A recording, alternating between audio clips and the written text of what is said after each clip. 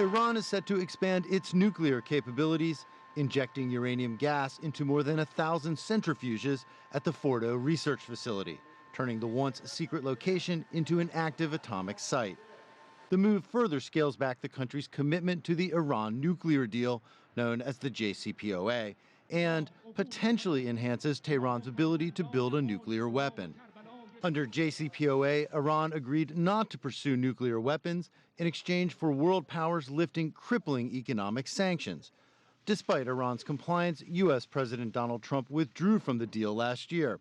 His administration is now pursuing a so-called maximum pressure campaign of unilateral sanctions. Iran says if the U.S. lives up to its end of the JCPOA and lifts sanctions, it will reverse course. We are aware of their sensitivities towards the Fordo facility and those centrifuges. Nevertheless, whenever they fulfill their commitments, we will cut off the gas injection and won't inject gas into these centrifuges anymore. This step is reversible too. At the same time, we cannot tolerate unilateral fulfillment of our commitments and no commitment from their side. In an interview on Fox Business News, U.S. Secretary of State Mike Pompeo defended the U.S. sanctions. They're having a real impact. We need to continue to press, and we need the world to recognize that this is a regime that is still the world's largest state sponsor of terror and presents a real threat. European participants in the JCPOA have tried to hold the deal together despite the U.S. withdrawal.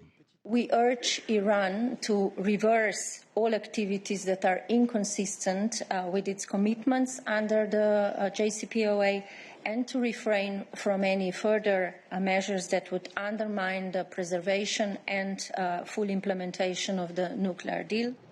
President Trump says he wants to negotiate a new, broader nuclear deal with Iran, one that would extend for a longer period of time and include Iran's ballistic missile program.